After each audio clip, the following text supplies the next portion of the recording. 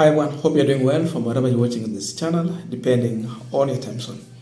Now, the truth is that for William Ruto to become the president, it was because of the votes that he got from Mount Kenya region. In fact, what he got from Mount Kenya was more than what he got from Rift Valley itself, where he comes from.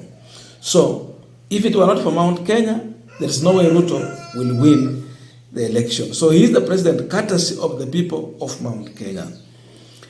As we are speaking now, the current situation on the ground is that Mount Kenya seemingly might not favor William Ruto with their vote again. Remember, when they were voting, it was a kind of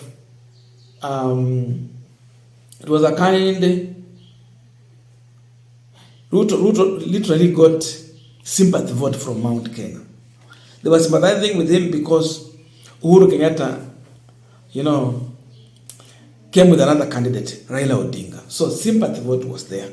But as of now, we are seeing Mount Kenya region that is going to protest.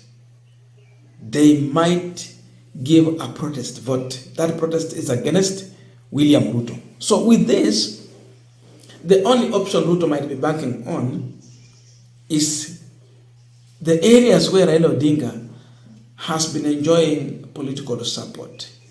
Nyanza, Western, then part of Coast region. When I talk about Western, we are talking about the people in Western region and Luyas in diaspora. Same thing, the Nyanza people in Nyanza and the Luos in diaspora. Wale wa Nairobi na kwingine. So that is where Ruto might be banking. But as things are on the ground, Musalia Mudavadi, long-time personal assistant, Mr. Kinoti, is revealing something here. That things are not well between Ruto and Musalia Mudavadi as of now. And with that, there is a possibility either Mudavadi will walk out of this coalition, and if not, he must be given number 1 or 2. If he's not a presidential candidate, of which he will not be under William Ruto's arrangement.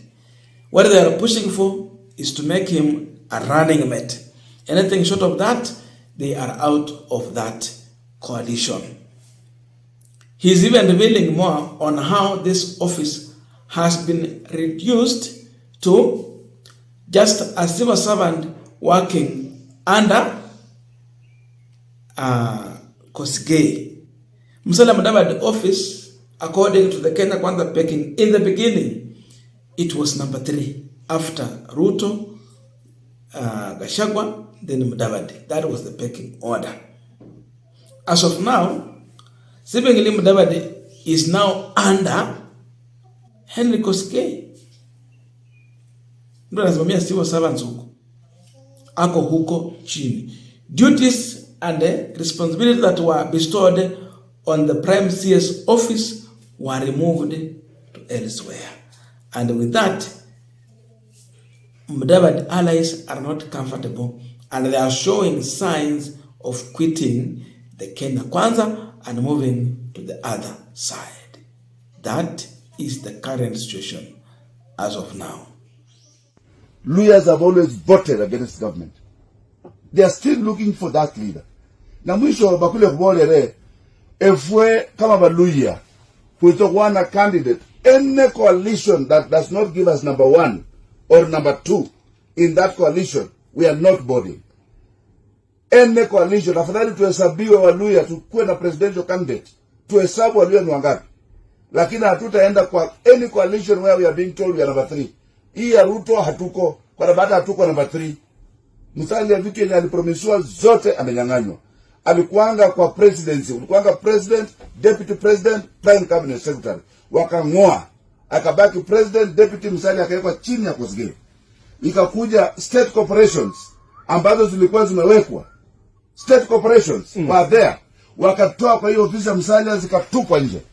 Government delivery service where I've been a director, yote ilikuwa chini ya Musalia, ikatolewa kwa executive order number 2, ikang'olewa. Musalia ameachwa na ile shell inaitwa foreign affairs, anakaa huko peke yake. Musalia acted for so many days as a prime cabinet secretary. In the end, when Ruto was bringing back his cabinet, wakati alikuwa amedissolve cabinet, akarudisha Musalia peke yake kwa 30%. Now, Mr. Kinoti cannot just come out and speak about the situation without really, if they are still in good terms with Mudavadi, without really having first-hand information from Musalia Mudavadi. Remember, there has been an issue of registering a new political party. We are also aware that Mudavadi sold ANC. Sasa saizi kimemramba ako in that situation. So, with this statement, we are asking so many questions. Where is Mudavadi heading to? Is Kinoti a mouthpiece for Musalia Mudavadi? Are they really in good terms with William Ruto? Out of the current situation, how has he been associating himself with the current situation in this country?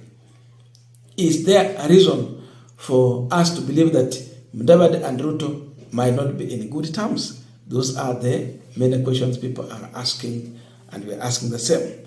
Now, I want us to look into that, but before we go deep into the discussion, I have a quick and humble request. For those who are watching this channel and you have not yet subscribed, please consider subscribing. To our returning subscribers, I must say thank you so much. And again, to all our viewers, please give this video a thumbs up. Thank you so much, and back to our discussion. Now, before even we talk about the situation that Mr. Kinoti has shared with us, there is also a statement that there is something that Honorable the Sabot MP, Caleb Hamis, shared in reaction to the current situation in terms of how UDA is operating in the Western region by going to an extent of isolating the senior politicians in this country from Western region. Isolate Mudavadi, Wetangula, Oparanya, and all that, and they're trying to take over Western. Will it succeed? If I quote him, this is what Caleb Hamis is saying. A private PA without a public portfolio is the chief guest in all Western region Harambes.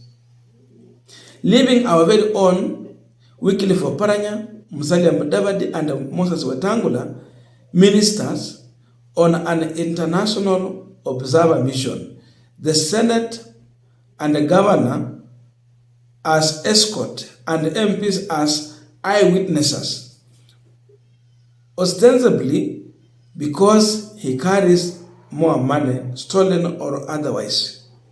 That is a miss. The truth is that these leaders have been isolated to some extent. Ruto's allies would come to Western as if they want to directly get that vote. That is the reality. Now, Kinoti is telling us about how functions that were in the office of Musalia Mudavadi, for example,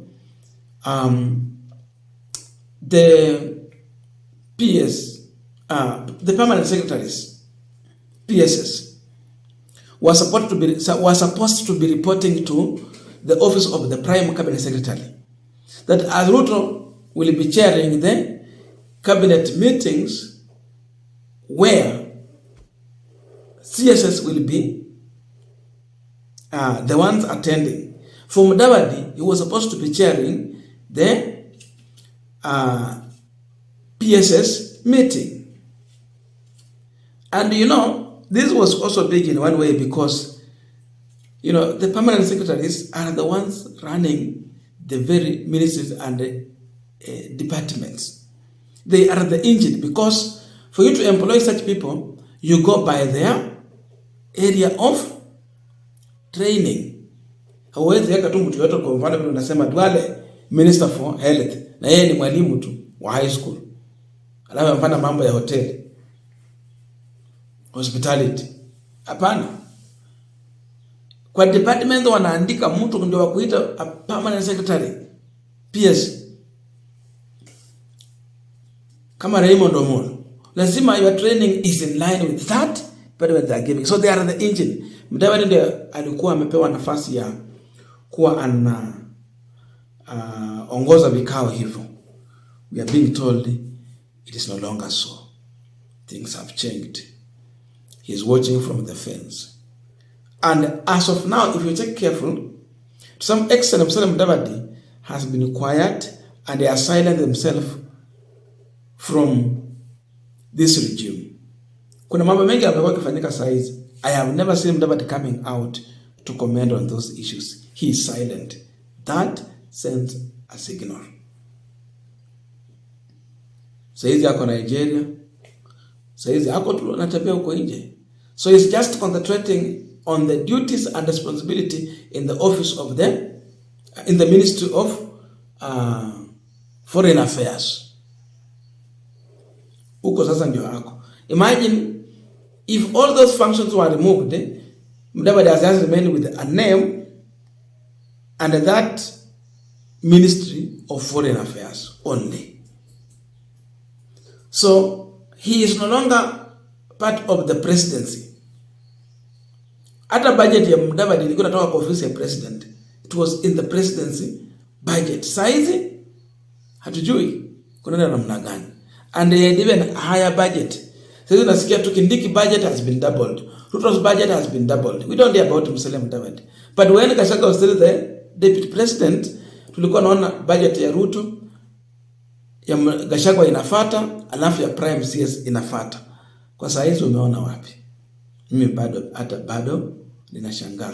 So there can be a possibility that Mudavadi might be out of this coalition. What Ruto has thought in his mind is that since Raila has been enjoying Western regional support, he might get it directly. He must understand this. Raila has been getting Western regional support because he has been the presidential candidate. If you want Raila to enjoy that support in the same capacity, let him make him the presidential candidate. If not, I don't think if Luyas will follow that direction so blindly, it might not work.